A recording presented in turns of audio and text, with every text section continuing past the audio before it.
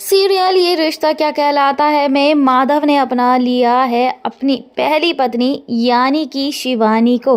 जी हाँ दोस्तों, यहाँ पर अभीरा और आर के मिलकर लेकर आ चुके हैं शिवानी को उसके बेटे से मिलाने के लिए, यानी कि उसके आरू हमारे प्यारे अरमान से मिलाने के लिए। जी हाँ दोस्तों, यहाँ पर अरमान अपनी माँ को देखकर पहले तो पहचान नहीं पाता है, क्योंकि उसने शुरुआत से ही विद्या को अपनी माँ माना है।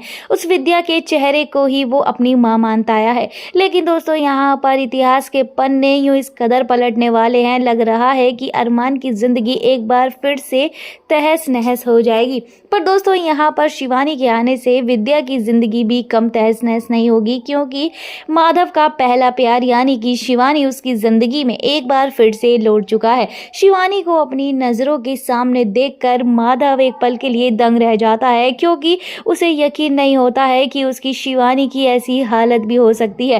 वेल, अब यहाँ पर माधव बहुत बड़ा फैसला लेने जा रहा है, जिसमें वो शिवानी की देखभाल खुद अपनी नजरों के सामने करना चाहता है। जी हाँ दोस्तों, पूरे परिवार से एक बार फिर से लड़कर, अपने प्यार के लिए लड़कर माधव शिवानी को अपने ही घर में रखने वाला है, जो कि विद्या को जरा भी रास नहीं आएगा। वेल, यहाँ पर जब शिवानी अपने अरमान को अपनी नजरों के सामने देखती है तो शिवानी के आंसू नहीं रुकते हैं। वो अरमान को गले लगा लेती है और कहती है कि बेटा, मैं ही तुम्हारी माँ हूँ, क्या तुमने मुझे पहचाना? पर दोस्तों, यहाँ पर लग रहा है कि अरमान शिवानी का दिल तोड़कर चकनाचूर कर देगा, क्योंकि यहाँ पर अरमान शिवानी से कहता है कि मैं नहीं जानता कि तुम मेरी माँ हो भी या नहीं, लेकिन बस मैं इतना जानता हूँ कि मैंने माँ के रूप में सिर्फ विद्या को देखा है और वो ही मेरी माँ है।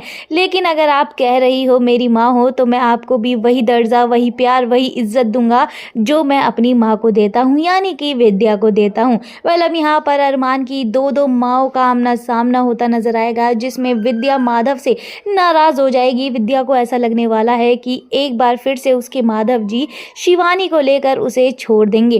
पर दोस्तों, यहाँ पर दादीसा के लिए बहुत बड़ी मुश्किल आन खड़ी हो जाएगी, क्योंकि जहाँ एक और अभी अरमान और अभीरा का रिश्ता नहीं सुलझ रहा है, वहीं दूसरी ओर माधव और विद्या का रिश्ता उलझने के लिए एकदम तैयार है। अब ये देखना इंटरेस्टिंग होने वाला है कि शिवानी के आने से क्या अभीरा और अरमान एक हो पाएंगे, क्या वाकई माधव और विद्या अलग हो जाएंगे। वेल, आपको क्या लगता है दोस्तों, इन चारों की जिंदगी में क्या तूफान आने वाला है? कमेंट सेक्शन में बताना बिल्कुल ना भूलें।